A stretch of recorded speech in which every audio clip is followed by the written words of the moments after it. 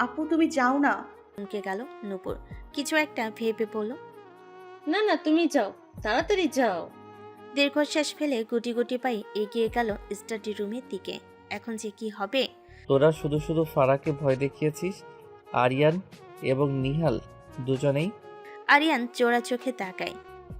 ভাই আমরা কি করে জানবো বল, হঠাৎ করে ভাবি এভাবে চলে আসবে? নিহাল টিপ্পুনি কেটে বলল। বিয়ে করলি একবারও বললি না? তাসবিন সপাটে ঘুষি মেরে দেয় নিহালের কাঁধে। টু মাছ নিহাল, তোদের জানানো হয়েছিল, বাট তোরা একটা মিশনে ছিলি কক্সবাজার, ভুলে যাচ্ছিস। আরিয়ান দুঃখ প্রকাশ করে। থাক ভাই, নেহাল কষ্ট পাস না, একদিন তোরও বিয়ে হবে। মলিন হাসল নিহাল। দরজায় ঠক ঠক আওয়াজ সবার দৃষ্টি আকর্ষণ করলো। আর পরে শাড়ি পরে দাঁড়িয়ে আছে ফারা। চোখে মুখে ভয় স্পষ্ট। স্ফীত স্বরে বলল। খাবার খেতে ডাকছে আপনাদের। আরিয়ান আর নিহাল দুজনেই বুঝতে পারছে ফারা ভয় পেয়েছে। আরিয়ান দুষ্টামি করে বলল। ভাবি বাইরে কেন, ভেতরে আসুন। নিহাল একই টুনে বলে। তাসবিন আসুন আসুন, ভেতরে আসুন, এসে আমাদের সঙ্গে পরিচয় হন। ভুল করে এক পলকের জন্য পিছনে ফিরে তাকালো না। ফারা ভয়টা কাটিয়ে উঠতে পারছে না। ফলস্বরূপ পালিয়ে যাওয়ার মতো চলে গেল। একে অপরের দিকে মুখ চাউচেই করে নিহাল আর আরিয়ান দুজনই। তাসবিন বাঁকা হাসলো। তবে ভয়টা ভীষণ খারাপ দিকে এগোচ্ছে। তাকে ম্যানেজ করতে হবে। রাতে খাওয়া দাওয়া হয়েছে। ফারা খেতে আসেনি। একটা মানুষ তার ইমোশন নিয়ে কতটা বাজে বিহেভিয়ার দেখিয়েছে তা মোটেও ভালো লাগেনি ফারার। সে তো ভয় পাচ্ছিল তার স্বামী কিছু যেন না হয়। অথচ স্বামী নামক আসামি কিভাবে তাকে হেনস্থা করেছে। আঁখি বেয়ে গড়িয়ে পড়ল অশ্রুকণা। কান্না পাচ্ছে ফারার। ফোনের টুং শব্দ কানে প্রবেশ করতে ফোন রিসিভ করে ফারা। ওপাশ থেকে প্রাণচঞ্চল এক কিশোরী বলে ওঠে। ফারুরে, আমরা কাল আসছি। স্নেহের কথার অর্থ বুঝতে পারেনি ফারা। কোথায় আসছিস মানে কি বলছিস বুঝতে পারছি না। বান্ধবী জানেমান, ফারু, আমরা কাল তোর শ্বশুর বাড়ি আসছি, আমি আর নবীন ভাইয়া। চমকে ওঠে ফারা বিস্ময়কর কণ্ঠে শুধোয়। সত্যি? আরে বাবা হ্যাঁ, কিন্তু এমন ভাব করছিস যেন তুই জানিস না। ফারা সত্যিই জানে না। আমাকে তো কেউ বলেনি। থাম। কিছুটা অবাক হলো স্নেহা। তাদের যাওয়ার কথা রুবেনা শেখ এবং তাসবিন দুজনেই জানেন। তাহলে ফারাকে কেন বলল না? ফারা ভাবতে পারছে না। তবে আনন্দ হচ্ছে কাছে মানুষগুলোকে এতদিন পর দেখতে পাবে বলে। গলা খাকারি দিয়ে ভেতরে এলো তাসবিন। তাসবিনকে দেখে পিট করে তাকাচ্ছে ফারা। তোমার কি মনে হয় না সুখ, আমার উচিত তোমাকে ঝাপটে ধরে চুমু খাওয়া, এরপর শাড়ি খুলে নেওয়া, তারপর দুহাতে কান চেপে ধরে ফারা ধীর পায়ে এগিয়ে এলো তাসবিন। হিসিসি বলল। When I finally take you in my arms, my lips will leave marks of longing on every inch of you. কি? ছি বলে লাভ নেই। I am serious. I will bite you, bro. I mean it. মধ্যরাতের অন্ধকারে ডুবে থাকা সময়টা যেন এক নিঃশ্বাসে থেমে যায় পৃথিবী। সব কোলাহল থেমে গেছে। মানুষের হাঁটা চলা, গাড়ির শব্দ, দিনের সব ব্যস্ততা, সব মিলিয়ে যেন এক গভীর ঘুমে আচ্ছন্ন শহর। চারপাশের অন্ধকার এত ঘন হয়ে যায়, মনে হয় যেন আকাশ আর মাটি মিশে গেছে এক অদৃশ্য চাদরে। চাঁদ যদি না থাকে তাহলে সেই অন্ধকার আরো গভীর হয়। কোনো আলো নেই, শুধু নরম ঠান্ডা বাতাস আর দূরে কোথাও হয়তো কুকুরের হালকা ঘেউ ঘেউ। জানালার কাছ দিয়ে তাকালে দেখা যায় শূন্যতা, শুনতে পাওয়া যায় নিজের নিঃশ্বাসের শব্দ। মধ্যরাতের এই ঘন অন্ধকারে অনুভবগুলো অন্যরকম মনে হয়। সময় থেমে গেছে, চারপাশে সবকিছু হারিয়ে গেছে, শুধু তুমি আর তোমার ভেতরে পৃথিবী রয়ে গেছে। শুধু তুমি আর তোমার ভেতরে পৃথিবী রয়ে গেছো। এটা একা থাকার সময়, আবার নিজের সঙ্গে কথা বলারও সময়। ম্যাডাম। পরিচিত কণ্ঠস্বরে রাগলো ফারা। কপাল কুঁচকে এলো তার। একবারের জন্য পিছন ফিরে তাকালো না সে। ট্রাউজারের পকেটে হাত গুজে টান টান হয়ে দাঁড়ালো তাসবিন। ঠোঁটে ঝুলছে তার দুষ্টু হাসি। ফারা বিছানা গুছিয়ে নিচ্ছে, ঘুমাবে সে। ঠাস করে দরজাটা বন্ধ করে দিল তাসবিন। বক্ষস্থল কম্পিত হয় ফারার। অস্থির চিত্তে তৎক্ষণাৎ বিছানায় উঠে কাঁথা মুড়ি দিয়ে শুয়ে পড়ল সে। সহসা হেসে ফেল তাসফিন। এগিয়ে গিয়ে বেড সাইডে লাইট সুইচ অফ করে দিয়ে সেও বিছানায় উঠে এলো। গুটিসুটি মেরে শুয়ে থাকা ফারার দিকে এক নজর দেখে টান দিয়ে সরিয়ে দিল কাঁথাটা। আতকে উঠে ফারা কম্পিত সুরে বলল, পচা মানুষ, ফাজিল মানুষ, সরেন, ঘুমোতে দিন আমাকে। চোখ পাকিয়ে তাকালো তাসফিন। অসহায় চোখ করে তাকালো ফারা। আমি এখন জাপটে ধরে ঘুমাবো, এরপর নড়াচড়া করলেই মাইর। আঁখি দুটো একটু বেশি বড় হয়ে এসেছে। আপনি আমাকে মারবেন? হুম ছি, কমান্ডার হয়ে এটা বলছেন? আপনার নামে আমি মামলা দিব। হুম হুম আজ আমি তোমার নামে মামলা দেব সুখ। উচ্চ আদালতে আপিল করব, এরপর চিরতরে বন্দি বানাবো। খবরদার আমার সাথে লাগবেন না, আমি না আপনার সাথে থাকবো না। ফারা রাগ করে উঠে গেল। তৎক্ষণাৎ বিছানা থেকে নেমে দাঁড়ালো। আল্লাহ মালুম আপনার মাথায় কি চলে। বিকেলে স্টাডি রুম থেকে বের করে দিলেন, এখন আবার আসছেন বন্দি বানাতে। থাকুন আপনি, আমি আপনার সাথে রুমে থাকবো না। দরজার দিকে পা বাড়ানোর পূর্বে উঠে গেল তাসফিন। এগিয়ে এসে সামনে দাঁড়িয়ে পড়ে। থতমত খেয়ে গেল ফারা। সরুন সরুন, দেখুন একদম কাছে আসবে না বলে দিচ্ছি। মনে মনে কুটিল হাসলো তাসফিন। এক পা দুপা করে এগিয়ে আসতে আসতে মেকি রাগ দেখিয়ে বলল, 1 বছর দূরে ছিলি, এখন আবার দূরে থাকার কথা বলছিস? মেরে ফেলবো। ঠোঁট ভেঙে আসছে ফারার। অসভ্য পুরুষ, তার উপর দোষ চাপিয়ে দেওয়ার ধান্দা। মোটেও না, আপনি চলে গেছেন। দায়িত্ব ছিল আমাকে ফেরানো। কোন দেশের, ও মা গো, কোন দেশের রাজা আপনি? আপনাকে ফিরিয়ে আনবো। সুখ রাজ্যের রাজা আমি। আমার স্ত্রীর নাম কি ফারা শেখ? ফারা অর্থ কি সুখ, আর আমি সেই সুখের অধিকারী। বাকরুদ্ধ ফারা। লোকটা নিজের অতি সুন্দর আদরের কথাগুলো দিয়ে বশীভূত করে রাখে। খিচিয়ে আকিদয় বুঝে নিল সে। তাসফিন নম্র কণ্ঠে বলল, সুখ, চোখ মেলে তাকাও। আপনি আমাকে চোখ দিয়ে বশীভূত করে নেন, আমি তাকাবো না আপনার দিকে। কর্ণ স্পর্শ করল চমৎকার একটি হাসির শব্দ। অবাক নেত্রে আখি মেলে তাকালো ফারা। তাসফিন হাসছে, সুন্দর তার হাসি। সুখ সুখ সুখ, তুমি এত সরল কেন? কথার মাঝখানে আশঙ্কিক ফারাকে কোলে তুলে নিল তাসফিন। এগিয়ে নিয়ে গেল বিছানায়। আলগোছিয়ে ছুঁয়ে দিল তাকে। নিজেও চলে এলো বিছানায়। টেনে নিল প্রাণপ্রিয় সুখকে দুহাতে ভালোবাসার আলিঙ্গন করে। সুখ, আমাদের সম্পর্ক এখনো পরিপূর্ণ হয়নি। যেদিন সম্পূর্ণভাবে আমি তোমাকে আপন করে নেব, সেদিন পূর্ণতা পাবে।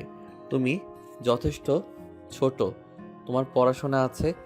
আস্তে আস্তে সহজ হও আমার সাথে, এরপর তোমাকে ভালোবাসার চাদরে মুড়িয়ে নেব।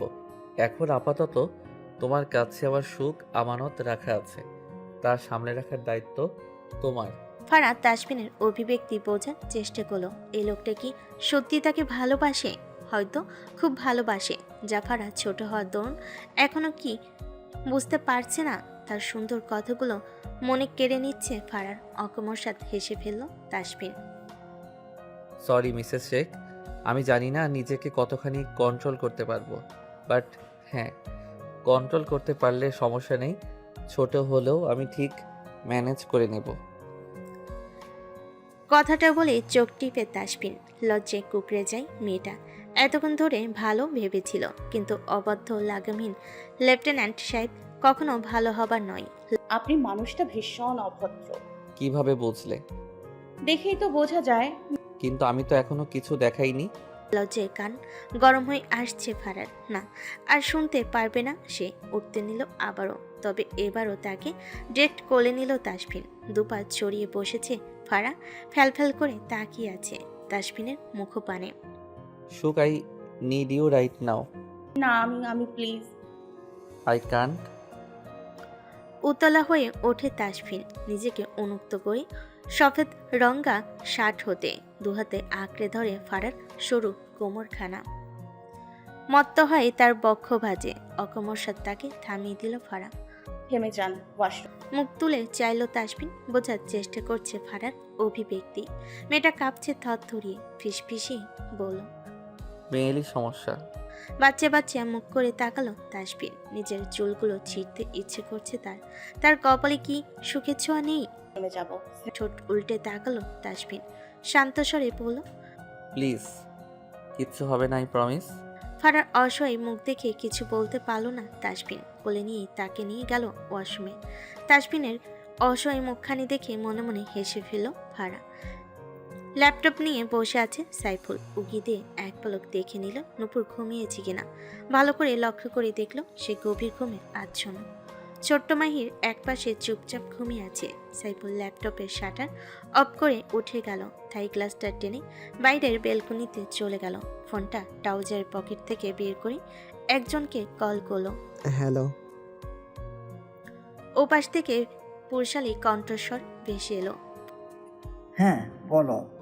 কালকের ভেতরে আমার মালগুলো ডেলিভারি চাই। উপর মহল থেকে আদেশ করেছে। ওকে পেয়ে যাবেন, ওকে পেয়ে যাবেন। ফোনটা পকেটে রেখে দিল। একটা নতুন ফাইল, সবগুলো ফাইল। লেফটেন্যান্ট নাইম ইসলাম নিজে নিয়ে উপস্থিত হয়েছে বাড়িতে। তাকে ডেকে আনার একটি যথাযথ উদ্দেশ্য রয়েছে। সকাল সকাল নাইম ইসলামকে দেখে চমকে ওঠে সৌহার্দ্য। নাইম তুমি? হ্যাঁ সোহার্দ, কমান্ডার ডেকে পাঠিয়েছেন। সৌহার্দ্য চিন্তিত হলো, হঠাৎ তাসবিন কেন তাকে ডেকে পাঠিয়েছে। রাইমা শেখ দোতলা থেকে নেমে এসে নাইমকে দেখে সৌজন্যমূলক হাসল। আরে নাইম, তুমি এসো এসো, ভিতরে এসো। নাইম অল্প হাসি উপহার দিয়ে এগিয়ে গেল। রাইমা শেখ ভীষণ পছন্দ করেন ছেলেটাকে। সবে সোফায় বসেছিল, সেই মুহূর্তে বেরিয়ে এলো তাসবিন। তাসবিনকে দেখা মাত্রই উঠে দেওয়ালো Naim. Good morning commando. Good morning. Naim, চলে এসো স্টাডি রুমে। নাইম খুব একটা দ্বিমত করলো না, এগিয়ে গেল তাসবিনের পিছু পিছু। সৌহার্দ্য কিঞ্চিত ঘাপে গেল, কিছুই বোধগম্য নয়। দুপুর গড়িয়ে এসেছে। ড্রয়িং রুমে আসা মাত্রই চমকে ওঠে ফারা। নেহা, ফারু, জাপটে গিয়ে ধরে ফারাকে, জড়িয়ে ধরে স্নেহা। পাশে দাঁড়ালো নবীন। নবীনকে দেখে আশ্চর্য হয় ঝুমুর। এই লোকটা এখানে কি করছে? ফারু রে, তোকে দেখে যে কি আনন্দ হয়েছে বলে বোঝাতে পারবো না। ফারা বিস্ময়কর কণ্ঠে বলে ওঠে। ওরা কখন এসছিস? ঘন্টাখানিক আগেই। ফারার প্রচন্ড মাথা ব্যথা ছিল সকাল থেকে, তাই ঘুমিয়েছিল সে। আরে এদিকেও একটু তাকা। নবীনের কথাই হেসে ফেল ফারা। জাপটে ধরল নবীনকে। কেমন আছো ভাইয়া? আমি তো দিব্যি ভালো আছি, কিন্তু তুই কেমন আছিস? আমিও খুব ভালো আছি। তৎক্ষণাৎ আগমন ঘটে তাসবিনের। কিছুক্ষণ আগেই দীর্ঘ 2 ঘন্টার আলোচনা শেষ করে নাইম ইসলামের সাথে জানিয়ে চিন্তা আছে সৌহার্দ্য। তাকে বলেনি তাসবিন কি নিয়ে আলোচনা করেছে তারা। নাইম চুপচাপ এসেছিল এবং চুপচাপ ফিরে গেছে। ম্যাডাম উঠে গেছে? তা ম্যাডাম, কখন উঠলেন আপনি? কপাল কুচকে তাকালো ফারা। এমন একটা ভাব করছে যেন ফারা দিনরাত ঘুমিয়ে পার করে। তো আপনি কি চান আমি মরার মতো ঘুমাই? অকমর সাথ হেসে ফেলল তাসবিন। ডানপুর উঁচিয়ে কিছু একটা ইঙ্গিত করে, যা বুঝতে পারল না ফারা। অথচ পাশে দাঁড়িয়ে থাকা নবীন ঠিকই বুঝে গেল। ওষ্ঠদ্বয় কিঞ্চিত ফাঁক হয়ে এলো তার। লজ্জায় চোখ নামিয়ে পাশ কাটিয়ে চলে গেল। আমি চাই আপনি আমার সাথে ঘুমান। চোখ বড় বড় করে তাকাল ফারা। এ লোকের মুখে লাগাম নেই। সে ফেসে গেল। ফুরফুরে মেজাজে কলেজে গিয়েছে আজ ফারা, ওর সাথে আছে স্নেহা। মূলত ফারা কিছু নোটস নিতে গেছে, জানিয়ে ফিরে আসবে সে। কলেজে যাওয়া মাত্রই রাহা আর নিহা দুজনেই এগিয়ে এলো। রাহা অবাক হয়ে বলল, ভাই রে ভাই, তোর হটি ফটি জামাই আদ্রকে কি চর মারাটাই না মারলো রে। স্নেহা খুব একটা অবাক হলো না। এই তো এখানে আসার পর থেকেই ফারা তাকে সবটাই বলেছে। আচ্ছা সব বাদ দে তো, আর আমার নোটগুলো দে। নেহা লম্বা একটা টান দিয়ে বলল, আমরা কইতে পামু? ওটা তো আদ্র ভাইয়ের কাছে। কিছুটা আশ্চর্য হয় ফারা। ওনার কাছে মানে? এবার আরে উনি আমাদের ডিপার্টমেন্টের টপার। সব নোটগুলো ওনার দায়িত্বে। ভাইয়ারা সব থেকে ভালো, কিন্তু তুই তো বেচারাকে কেস খাইয়ে দিলি। আহামক পনে গেল ফারা। আদ্র তাহলে ঠিক বলেছিল, ছেলেটা ততটা খারাপ নয়। ইস, পচা জামাইটা কি করলো? আমি কি করব? খিলখিলিয়ে হেসে উঠল সবাই। স্নেহা চিলমুটে বলে ওঠে, আরে টেনশন নট, আমি আছি না। তোর সাথে দেখিস কি করে নোট নিয়ে যাই। ফারা ভাবনায় পড়ে গেল। বেচারা শুধু শুধু একটা থাপ্পড় খেলো। ক্যান্টিনে বসে কলম গুতাতে ব্যস্ত আদ্র নিজের সামনে কারোর উপস্থিতি টের পেয়ে মুখ তুলে তাকায়। অটোমেটিক ডান হাত ডান গালে চলে গেল আদ্রর। ফারাদ তুমি দেখো আমি কিছু করিনি, আমাকে মাফ করো ভাই, সত্যি আমি কিছু করিনি। ফারা হাসবে না কাঁদবে ভেবে পাচ্ছে না। ইস, ভয়ে বেচারা কুপকাত। তোমার সাথে আমার কথা আছে আদ্র। তৎক্ষণাৎ উঠে দাঁড়ালো আদ্র ব্যস্ত ভঙ্গিতে বলে ওঠে। না না, তোমার সাথে আমার কোনো কথা নেই। আরে আরে দাঁড়াও, ভাই কোথায় যাচ্ছ? স্নেহা আটকে দেয় আদ্রকে। আদ্র ভয় পেল। উফ, আপনি বুঝতে পারছেন না, ফারার হাজবেন্ড। আমি তো ভাবতেই পারছি না। ফারা হেসে ফেল আদ্রকে উদ্দেশ্য করে বলল। সরি আদ্র, আসলে কমান্ডার এত রেগে গেছিল কি বলবো। কপালে ভাঁজ পড়ে আদ্রর। উনি commander? Lieutenant commander Tashfiq Sheikh. এক টুকরো স্বপ্ন। জানালার ফাঁক দিয়ে রোদ ঢুকেছে ধীরে ধীরে, গা ছুঁয়ে যাচ্ছে এক উষ্ণ কোমলতায়। দূরে কারোর মিষ্টি হাসির শব্দ ভেসে আসছে, যেন ভোরের পাখির গান। কিচিমিচির শব্দে ঘুম ভাঙে কোনো তাড়াহুড়ো নেই, শুধু নিঃশব্দে ভালোবাসার আবেশ। কফি কাপ থেকে ধোয়া উঠছে, যেন একটা ছোট গল্প বলছে প্রতিটা সিপে। পাশে থাকা প্রিয় মানুষটা ঘুম জড়ানো চোখে তাকিয়ে আছে। সে চাহনিতে হাজারটা সকাল এক হয়ে যায়। ছাদ থেকে নেমে আসা রোদের আলোর মতোই মায়াবী, শান্ত আর প্রেমে ভরা এই সকালটা। খাবার টেবিলে বসে চামচ নাড়াচ্ছে ফারা। মোটো খেতে ইচ্ছে করছে না তার, কিন্তু রিজওয়ান শেখ যাওয়ার পূর্বে কড়াভাবে বলে গেছেন চুপচাপ খেয়ে নিতে। Good morning. পুরুষালী কণ্ঠস্বর ঘাড় ঘুরিয়ে ডানে তাকালো ফারা। অফ হোয়াইট শার্ট ইন করা, সাথে ব্ল্যাক জিন্স, একেবারে রেডি সে। আচ্ছা, কোথায় কি যাচ্ছে? হয়তোবা, না হলে এতদিন এখানে আসার পর থেকে দেখছে সকালে টি শার্ট বা ট্রাউজার পরে সকালে থাকতে। Good morning. খাচ্ছেন না কেন ম্যাডাম? আপনি কোথায় যাচ্ছেন? ব্রেডে জেলি মাখাতে মাখাতে বাঁকা হাসলো তাসফিন। ফারাকে জ্বালানোর জন্য বলে ওঠে। গার্লফ্রেন্ডের সাথে মিট করতে। আশ্চর্য নেই তাকালো ফারা। বউ থাকতে গার্লফ্রেন্ড? কি? আপনি পরকীয়া করছেন? না, আমি কিয়া পাঠ করছি। মানে? নাথিং। চিকন নাকটা ক্রমশ লাল হচ্ছে ফারার। এই আপনার সত্যি গার্লফ্রেন্ড আছে? হুম। খেতে খেতে জবাব দিল তাসফিন। এই বুঝি ফারা হাত পা ছুঁড়ে কেঁদে ফেলবে। চোখ। আমার একটা বউ আছে, ফুটফুটে আদুরে বউ, সেই আমার গার্লফ্রেন্ড। পিট পিট করে তাকালো ফারা। চড় হলো ওষ্ঠজোড়া। তৎক্ষণাৎ কোনো স্পর্শ করলো গম্ভীর স্বর। শুনলাম কাল আর্দ্রর সাথে দেখা করেছো। কণ্ঠস্বর ভারী ক্ষীণ। ভয় পেল ফারা। ডাগর ডাগর চোখ মেলে তাকালো তাসফিনের দিকে। আসলে নোট নেওয়ার ছিল তাই আর কি, তবে ছেলেটা মোটেও খারাপ নয়। আমরাই ভুল বুঝেছি। ডানভুর কুচকে উঁচিয়ে তাকালো তাসফিন। Good analysis. তার অর্থ দ্বারা ঠিক কি বোঝালো তা মোটেও বুঝতে পারলো না ফারা। লোকটা কি রেগে গেল নাকি? দেখুন আমি।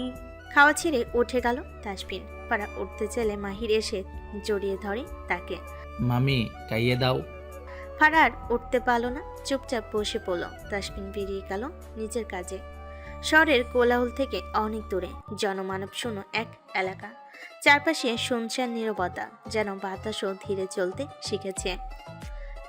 রাস্তার কাছে দুপাশে ঝোপঝাড় আর আগাছায় ভরা। দিনের আলোতেও জায়গাটা অস্বস্তিকর, যেন কোথাও কিছু লুকিয়ে আছে। এই নির্জনতার মাঝখানে দাঁড়িয়ে আছে এক বিশাল পুরনো গোডাউন। লোহার তৈরি বড় গেটটা বহুদিন ধরে বন্ধ, জং ধরে গেছে পুরোটা। দেওয়ালগুলো ধূসর, খানিকটা ফাটল ধরা, যেন সময়ের ভারে ক্লান্ত। জানালাগুলোর ধুলোর পরত, কাঁচ ভাঙা, ভেতর থেকে কোনো আলো আসে না। মাঝে মাঝে ভেতর থেকে যেন একটা শব্দ আসে, আচমকা ধাতব কিছু পড়ে যাওয়ার, অথবা কারণ নিঃশব্দ পায়ের আওয়াজ। লোকমুখে শোনা যায় একসময় এখানে কিছু একটা ভয়ানক ঘটনা ঘটেছিল। কেউ আর ঠিক জানে না কি। রাত হলে কেউ এইদিকে আসতে চায় না, এমনকি পাখিরাও এই জায়গাটা এড়িয়ে চলে বলে অনেকে বলে। বেরিপাড়া নির্জন একটি এলাকা বললে চলে, শহর থেকে অনেকটাই দূরে অবস্থিত। সেখানে বড়সড় একটি খালি গোডাউন রয়েছে, অনেকগুলো বড় বক্স ছাড়া আর কিছুই নেই সেখানে। একদল এসেছে সবে। তাদের মধ্যে প্রথম লোকটির মুখে মাস্ক পরা। এগুলো সব ট্রাকে তুলো, আজকেই জাহান লোড করে পাঠাতে হবে। কথাগুলো শেষ করা মাত্রই লোকগুলো কাজে লেগে পড়ল। স্যার, আমরা এখানে এসেছি এটা আমাদের টিমকে জানানো উচিত ছিল। ন্যামের কথায় অল্প হাসলো তাসফিন। এদিক সেদিক তাকিয়ে গালে হাত বুলিয়ে বলে, বুঝলে নাইম, তুমি এখনো বাচ্চা রয়ে গেছো। মানে স্যার? মানে তোমার জন্য এখন মিল্ক খুঁজতে হবে আমাকে। আহমক বনে গেল নাইম। তাসফিন তার জন্য দুধ খুঁজতে এখানে এসেছে? সি স্যার, আমি এই বয়সে দুধ খাবো? না না না, আমি এসব খাবো না। ফিচেল হাসে তাসফিন গম্ভীর স্বরে বলল, খেতেই হবে, চলো। পিছনের দিকে ভাঙ্গা পাঁচিল টপকে ভেতরে ঢুকে গেল তাসফিন, তার সাথে নাইম ইসলাম। ভেতরে বড় একটা তালা ঝুলছে। আশেপাশে সূক্ষ্ম দৃষ্টি বুলিয়ে নিল তাসফিন। নাইম দ্বিধা নিয়ে শোধই, কমান্ডর, এটা অনেক দিন থেকে বন্ধ ছিল, কিন্তু আপনি হুশ। হঠাৎ করে কথার মাঝখানে থামিয়ে দিল তাসফিন। কান খাড়া করে শুনছি কিছু শব্দ, যা গোডাউনের ভেতর থেকে আসছে।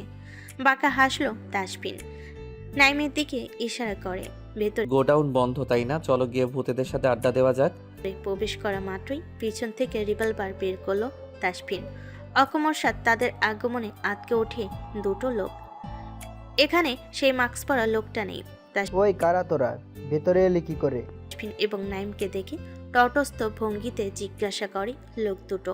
রিভলভার আঙ্গুলের ডগায় ঘোরাচ্ছে, অদ্ভুত স্বরে বলে, আমরা তোদের বাপ। অকস্মাৎ গোলাগুলি শুরু হলো। পরপর দুটো গুলি খেলো দুটো লোক।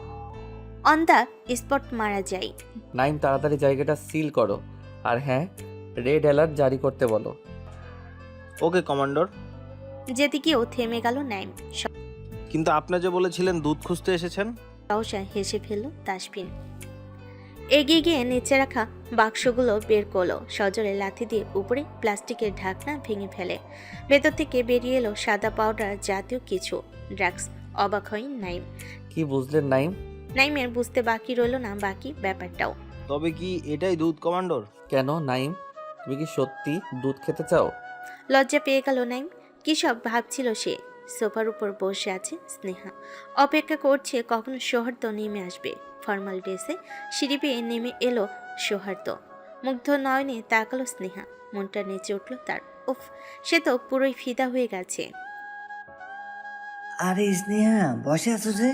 ক্ষীণ চমকে ওঠে স্নেহা। কথাটা সব গুলিয়ে যাচ্ছে তার। আইটাই করে বলল, এমনি বসেছিলাম, কিন্তু তুমি কোথায় যাচ্ছ? মানে দেখে মনে হচ্ছে কোথাও যাচ্ছ। সৌহার্দ্য ডাইনিং টেবিলের দিকে এগিয়ে যেতে যেতে বলল, হ্যাঁ, একটু বাইরে যাব, ওই আর কি। স্নেহা মুচকি হেসে বলল, ও আচ্ছা। সৌহার্দ্য পানি খেয়ে ফের ঘুরে দাঁড়ালো। স্নেহাকে এক পলক দেখে বলল, বাই দ্য ওয়ে, তোমাকে আজকে একটু অন্যরকম লাগছে।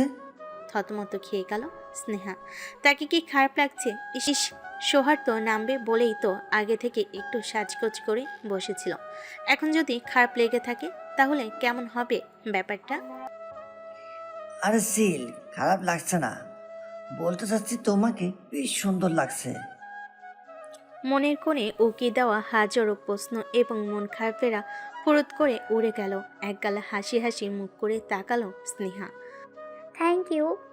চমৎকার হাসি উপহার দিয়ে বেরিয়ে গেল সৌহার্দ্য। স্নেহা পারছে না উড়ে ফারার কাছে চলে যেতে। ফারু রে ফারু। তাড়াহুড়ো করে ফারার রুমে প্রবেশ করলো স্নেহা। জাপটে গিয়ে ধরতে চাই, দুজনে ঠাস করে নিচে পড়ে গেল। কোমরে দারুণ ব্যথা পেল ফারা। স্নেহাও ব্যথা পেয়েছে। ওরে বাবা রে, স্নেহার বাচ্চা, এটা কি করলি? ও মা, আমার কোমর। জিহ্বা কাটে স্নেহা। Sorry sorry. রাখ তো সরি, গাধি একটা। আরে ওসব বাদ দে, আর আমার মোস্ট ইম্পর্টেন্ট কথাটা শোন। পুরো কুঞ্চিত করে তাকালো ফারা। কি হয়েছে, এরকম করছিস কেন? স্নেহা গদগদ হয়ে বলল, ভাই তুই জানিস সৌহার্দ্য বলেছে আমাকে নাকি সুন্দর লাগছে। তোর কি মনে হয় সময় হয়ে গেছে আমাকে তোর যা বানানোর? মুখ বাঁকালো ফারা। ভাবলেশীন ভাবে জবাব দেয়, গাছে কাঁঠাল গোপে তেল। তুই এটা বলতে পারলি ফারু? কেন রে, শুনতে পাসনি? তবে আবার বলছি, তবে আবার বলছি শোন, গাছে কাঁঠাল গোফে তেল। তেতে উঠল স্নেহা, এক লাফে উঠে দাঁড়ালো। থাক, তবে তুই পড়ে। ফেল করে তাকালো ফারা। এই আমি কোমরে ব্যথা পেয়েছি, আমাকে তোল। স্নেহা ঘুরে তাকালো না, বড় বড় কদম ফেলে বেরিয়ে গেল। ফারা উঠতে পারছে না, কোমরে বেশ লেগেছে তার। খট করে শব্দ করে ভেতরে এলো তাসফিন। তাসফিন দেখে থতমত খেয়ে গেল ফারা। নাক মুখ কুচকে নিল তাসফিন। এভাবে প্রতিবন্ধীদের মতো ফ্লোরে গড়াগড়ি খাচ্ছ কেন? মাথায় আকাশ ভেঙে পড়ল ফারার। তাকে প্রতিবন্ধী বলল? আপনি আমাকে প্রতিবন্ধী বলতে পারলেন লেফটেন্যান্ট সাহেব? জবাবে কিছু বলল না তাসফিন। দরজাটা বন্ধ করে কাবার্ড থেকে জামা কাপড় বের করতে লাগলো। হাত পা ছড়িয়ে একইভাবে বসে আছে ফারা। মনে মনে ইচ্ছে মতো বকা দিচ্ছে তাসফিনকে। আমাকে প্রতিবন্ধী বলছে? ফাজিল লোক একটা। আপনার বউ প্রতিবন্ধী। বিপির করে বলা কথাগুলো শুনে ফেলল তাসফিন। বাঁকা হেসে বলল, ঠিকই বলেছ, আমার বউ প্রতিবন্ধী। আরেক দফা থতমত খেয়ে গেল ফারা। এমা, সে নিজেই তো এই লোকটার বউ। গোলমাল হয়ে গেল ব্যাপারটা। জিন্স প্যান্ট আর টি শার্ট পেটের উপর রেখে এগিয়ে এলো তাসফিন। জিন্স প্যান্ট হালকা টেনে উপরে তুলে এক হাঁটুতে ভর দিয়ে নিচে বসলো ফারার মুখোমুখি। মাই ডিয়ার বোকা ওয়াইফ, এভাবে নিজেকে প্রতিবন্ধী বলতে নেই সুইটহার্ট। চিকন নাকের ডগা ফুলে উঠেছে ফারার। পারে না ভ্যা করে কেঁদে দিতে। মজা, ভীষণ মজা পেল তাসফিন। আহারে, তা মাই ডিয়ার ওয়াইফ, এইভাবে ফ্লোরে গড়াগড়ি খাচ্ছ কেন? এত বড় বেড থাকতে। তেতে উঠল ফারা, চেঁচিয়ে উঠল, তাতে আপনার কি? নিজের কাজ করুন না গিয়ে। হুশ, ডোন্ট সাউন্ড। চিৎকার করে কথা বলতে মানা করেছিলাম না? বলবো, 100 বার বলবো, দরকার পড়লে 1000 বার বলবো। কথার মাঝখানে থেমে গেল ফারা। তাকে থামিয়ে দিল তাসফিন।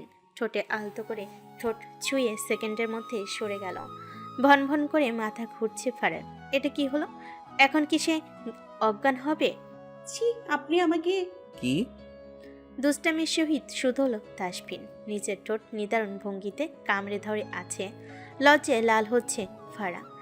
আপনার ঠোঁট আমার কানের লতি ছুঁয়ে যায়। তাসফিন ফু দিয়ে বলল, চোখ পরের বার আমার ঠোঁট আপনার বডির প্রতিটি পার্ট ছুঁয়ে যাবে Mrs Sheikh. Just wait and watch.